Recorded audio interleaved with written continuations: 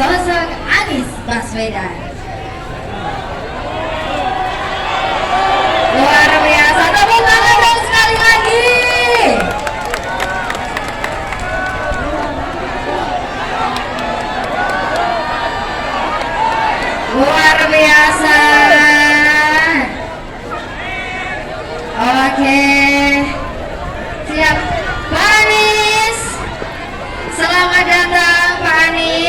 silakan Pak Anies, boleh duduk Pak Anies. Iya, silakan Pak Anies, boleh duduk. Sebelumnya selamat datang Pak. Saya Viola, kali ini kita akan bersama-sama mendesak sosok Anies Baswedan. Pak Anies, aduh, kali ini sudah bersama kita bersama Pak Anies Baswedan. Silakan Pak. Waduh. Silakan boleh duduk Pak. Cakep. Mantap. Oke. Siap. Pak Anies, silakan. Oke, Pak Anies boleh duduk di sebelah sini Pak. Nah, agar tidak ada ketimpangan sosial. Silakan Pak Anies.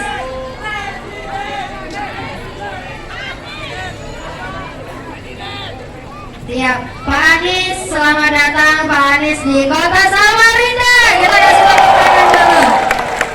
Pak Anies, apa kabarnya nih Pak Anies? Baik, alhamdulillah, senang sekali bisa kembali ke Samarinda ini.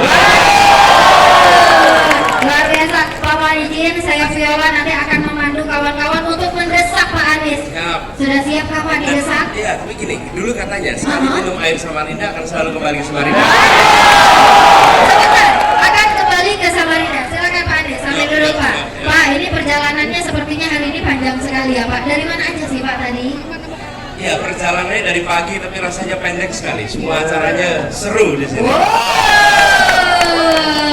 Luar biasa. Dan lagi-lagi kembali ke Kota Samarinda ya Pak Anies ya. Iya. Luar biasa. Samarinda. Pak Anies. Ternyata ada juga di atas sana ya. Ada juga dong. Banyak. Siap. Udah siap mendesak hari ini? Sudah semangat mendesak? Skor semangatnya dong. Jangan malu Bu yang di belakang, jangan malu, sebut aja ya, sebut aja. Pak Anies, kali ini kita bakal ngedesak Pak Anies nih Pak. Udah siap Pak Anies untuk didesak Pak? Bismillah. Pak Anies ini pernah menjadi guru. Habis ditanyain skornya berapa, semangatnya luar biasa. Semangat orang sini menggebu-gebu. Kaget tuh belasan. Aduh, sampai kaget. Pak Anies sebagai sosok yang pernah menjadi guru, menteri bahkan gubernur. Dan kali ini sudah mencalonkan diri menjadi Presiden Republik Indonesia. Pak, sudah siap Pak untuk menang tahun ini Pak?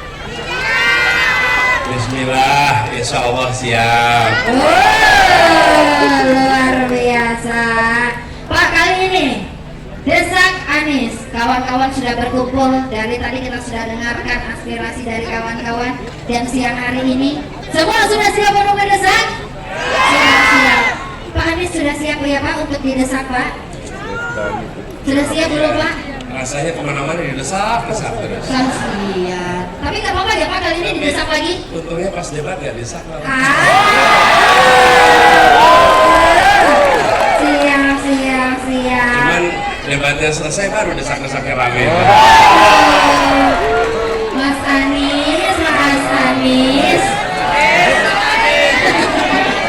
Aduh, oke, Pak Anies, kali ini kawan-kawan bersiap. Kita akan masuk ke segmen pertama yaitu Gimana Nis?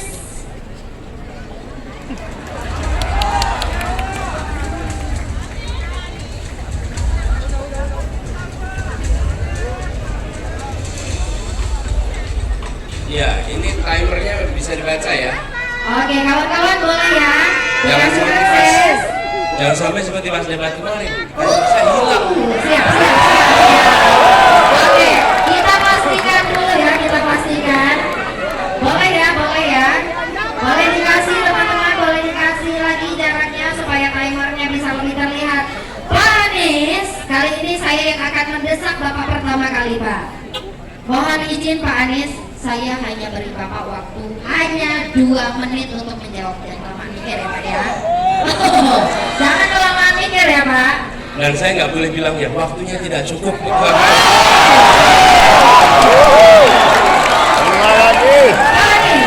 Kawan-kawan, ingat jaga kondusivitas. Tunjukkan warga Kalimantan Timur.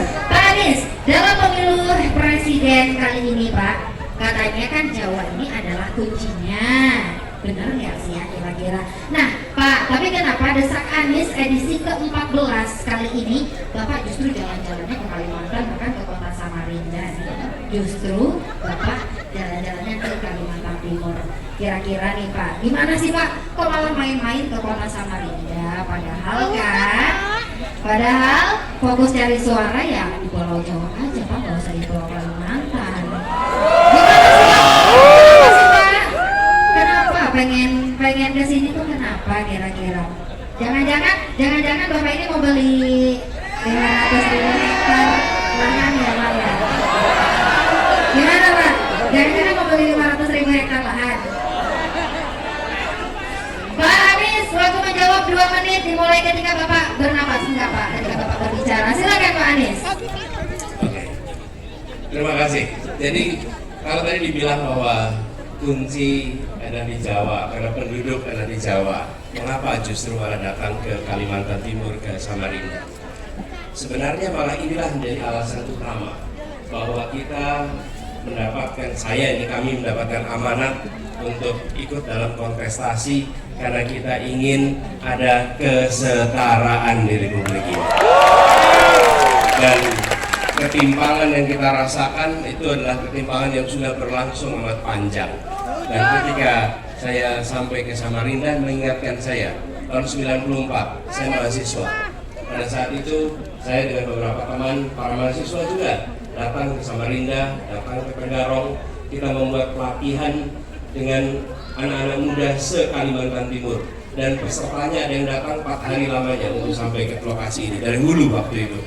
Dan di tengah pelatihan seperti itu persis di tepi pantai begini, bukan pantai tapi sungai, saking besarnya ya sungainya, saking besarnya.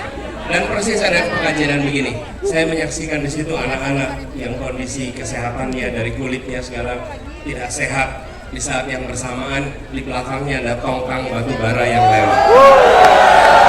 Persis tongkang batu bara lewat. Karena itu saya katakan pada waktu itu, ini adalah saya menyaksikan dari dekat apa yang disebut dengan ketimpangan. Dan kita tidak ingin ketimpangan itu dibiarkan terus-menerus. Kita melihat ini harus diselesaikan. Saya kembali ke sini untuk mengajak warga di Kalimantan Timur. Mari kita bersama-sama melakukan perubahan sehingga ketimpangan itu bisa selesai. Jadi saya punya memori ingatan tersendiri dengan kota ini. Apalagi dulu salah satu pendiri bangsa kita, pendiri negeri ini namanya Bung Hatta. Dan Bung Hatta memiliki catatan khusus tentang Samarinda. Sampai ada motif Samarinda dan saya sengaja pakai kaos dengan tulisan dari Bung Hatta. Apa tuh? Boleh dibaca? Boleh Pak. Tak ada harta pusaka yang sama berharganya dengan kejujuran. Luar biasa. Pak Anies, dari tadi kan ngomongin indahnya Sungai Mahakam. Pak, skor dong untuk Sungai Mahakam berapa sih? Jangan. Aduh, sebut aja Pak. Disebut aja Pak. Saya sekarang takut ngasih skor. Coba kasih skor Pak. Skor dari belakang Sungai Mahakam. Kalau Sungai Mahakam 11 dari 10. Oke deh, kalau gitu boleh deh jawabannya diterima, gak apa-apa. Boleh. Teman-teman, coba kasih skor jawaban Pak Anies. Skor berapa? Pak Anies. Tadi Bapak sudah keliling-keliling pastinya sedikit di kota Samarinda dan bahkan sebelumnya pasti sudah keliling lagi dan kembali ke sini ya. Pak Anies, kira-kira Pak, apa sih yang pengen Bapak bangun di kota Samarinda Pak Anies? Penasaran gak sih?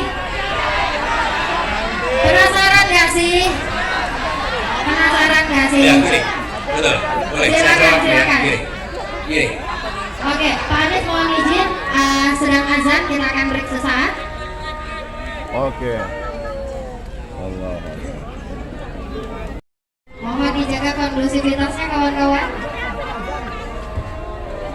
Kita akan kembali lagi melanjutkan Desak Anies setelah azan berikut ya. Pak, balik sini Pak. Hadap sini Pak. Nggak ngerti bahasa kali. Dari tadi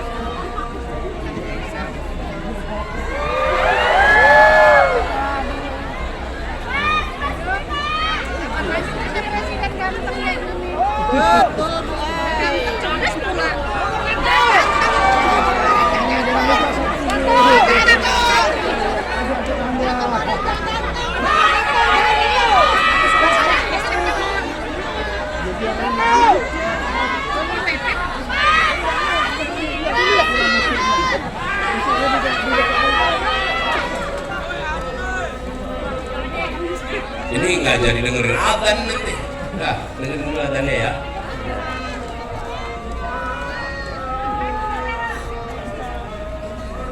Susuk Pak. Tepuk tangan sekali lagi, terima kasih Miss Mia. Baik, tidak terasa waktu mendesak, ternyata sudah berada di akhir. Dari tadi mohon maaf ya Pak Anies, saya desak-desak dan juga kawal-kawal dari Samarinda dari Provinsi Kalimantan Timur ikut mendesak Pak Anies. Daripada dari tadi Pak Anies didesak-desak terus, boleh deh kalau begitu terakhir Pak Anies boleh ada yang mau disampaikan dulu untuk masyarakat Kalimantan Timur dan atau Kota Samarinda. Silakan Pak Anies. Ada yang mungkin, tolong teman-teman bisa kondusif ya. Jadi gini, teman-teman, memang ada banyak hal bisa diatur kecuali penerbangan. Penerbangan itu sering kita nggak bisa mengatur ya. Jadi kalau ketinggalan pesawat agak rumit nantinya. Tapi begini, kalau itu kita buat singkat ya. Kalau boleh tambahin 2 tapi singkat, 2 singkat. 2 tapi singkat ya. Jadi gini, saya bilang ini, there is, tidak ada pertanyaan bodoh, tidak ada pertanyaan salah, yang ada pertanyaan panjang. Oke. Langsung ke Bikin depan pendek ya. ya. Oke. Kalau pendek siap. Sudah poin kita ambil dari sisi sini dulu. Satu. Silakan Mas baju kotak-kotak naik langsung cepat. Sekarang di sisi sini. Turun dulu semuanya. Satu. Turun dulu turun. Mohon turun. Satu. Banyak jilbab biru. Silakan langsung naik ke atas. Langsung ya. Tolong disampaikan pertanyaannya dengan singkat dan padat. Silakan.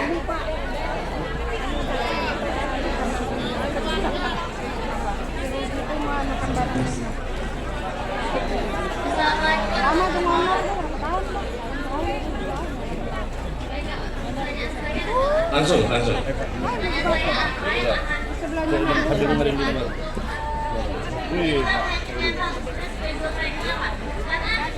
Nggak kedengaran.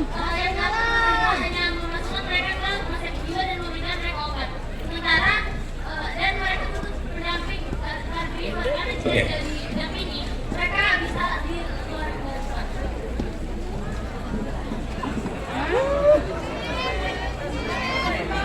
Sakitnya apa? Oh, schizophrenia. Oke, ya. Gini, teman-teman sekalian. Saya ingin menjawab ini, saya ingin jelaskan bagaimana kami mengambil keputusan. Satu, prinsip kesetaraan. 2, kepentingan umum. 3, data, informasi, ahli. Oke. Yang keempat, baru aturan. Jadi, kami akan berkonsultasi pada ahlinya dan memastikan ada pendekatan yang benar. Bila memang itu membutuhkan perlakuan khusus, fasilitas khusus, maka negara membuatkan regulasi untuk itu bisa lakukan. Gitu jawabnya. Makasih.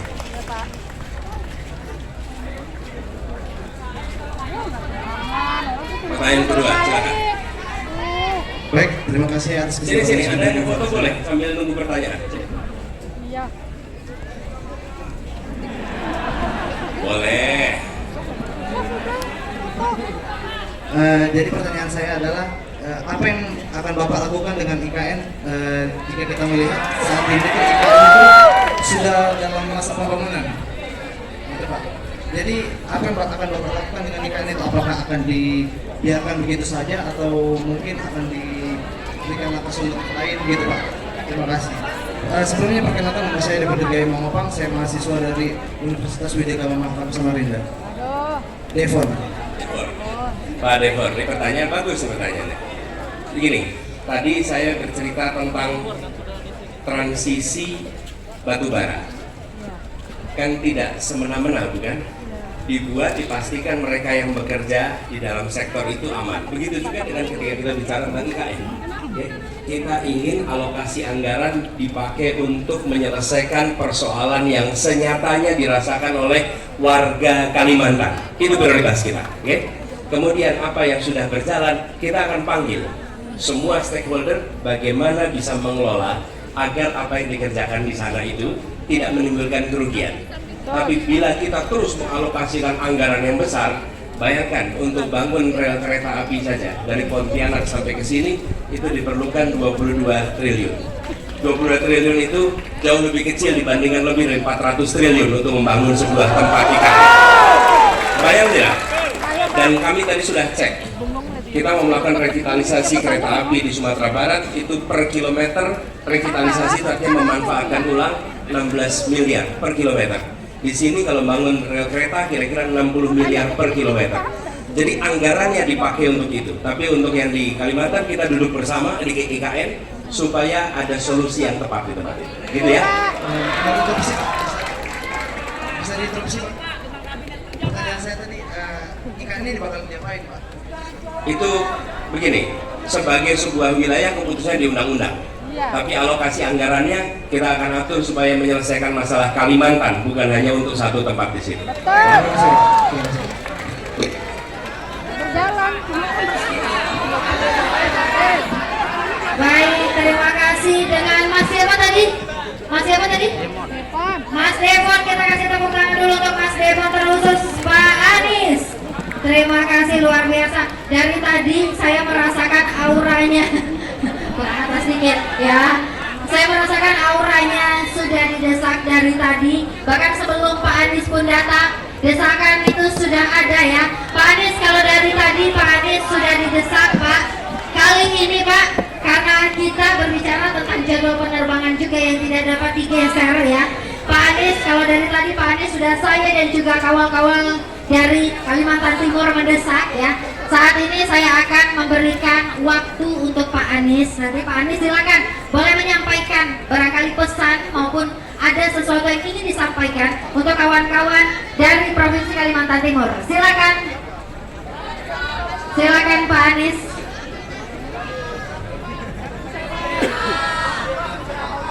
Silakan. Itu ada yang tanya kereta apinya tahun berapa? Oke. Itu bukan Siap, gimana, itu Pak? bukan sesuatu yang baru. Perencanaannya sudah, bahkan visibilitasnya sudah dilakukan. Tinggal kita siapkan alokasi anggarannya supaya perencanaan itu bisa segera dilakukan. Ya. Nah. Silakan Pak Anies, ada yang mau disampaikan untuk masyarakat Kalimantan Timur? Ya. Gini teman-teman sekalian, saya pun inginnya lebih lama lagi di sini teman-teman. Ya, tapi begini teman-teman, kami insya Allah nanti satu saat seperti dibilang tadi, sekali minum air Samarinda akan kembali lagi ke Samarinda. Ya. Nah, tapi dalam kesempatan ini saya ingin sampaikan kepada teman-teman semua bahwa ini sharing saja teman-teman. Kami menginginkan kualitas demokrasi di Indonesia lebih baik. Bulan depan rakyat Indonesia akan menentukan pilihan kepada siapa kewenangan itu diberikan. Dan ketika menentukan, kami memilih sebagai salah satu kontestan, kami memilih untuk menghadirkan dialog-dialog seperti ini. Ketika dialog, Anda bisa mendengarkan pandangan saya. Dan ketika saya menyampaikan, tidak mungkin Anda akan setuju 100%. Mungkin ada yang setuju 100%, ada yang setuju 80%, ada yang setuju 70%. Tapi minimal Anda tahu di mana setujunya, di mana tidak setujunya. Dan saya melihat demokrasi modern harus rakyat mengetahui apa yang menjadi jalan pikiran pemimpinnya, apa yang menjadi cara dia mengambil keputusan, apa gagasan yang ada pada dia. Karena Indonesia sedang memilih orang untuk membuat keputusan, bukan memilih orang untuk fotonya dipasang di ruang-ruang kelas. Kalau Anda memilih orang hanya untuk dipasang fotonya di ruang kelas, maka cukup menilai dari bannernya saja. Tapi karena Anda memilih orang untuk mengambil keputusan, maka Anda harus tahu apa jalan pikirannya. Dan yang tidak kalah penting, orangnya tidak takut untuk dialog, tidak takut untuk tukar pikiran. Dan bila menghadapi pandangan yang berbeda, maka lakukan tukar pikiran. Tukar pikiran itu kan untuk pandangan yang berbeda, bukan? Dan itu normalnya masyarakat ya, ada tukar pikiran. Karena itu saya menawarkan ini sebagai bagian dari meningkatkan mutu demokrasi kita. Dan saya ingin sampaikan terima kasih. Yang hadir di sini adalah orang-orang yang mau meningkatkan mutu demokrasi di Indonesia.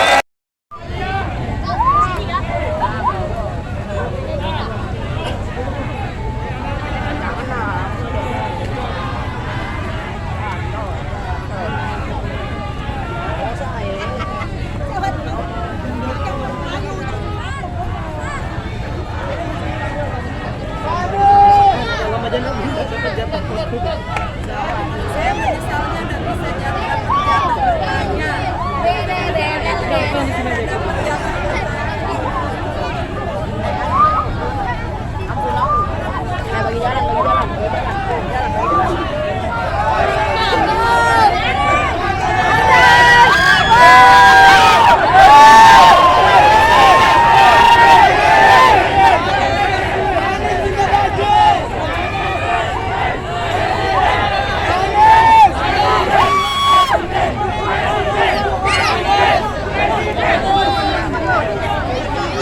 Pancasila!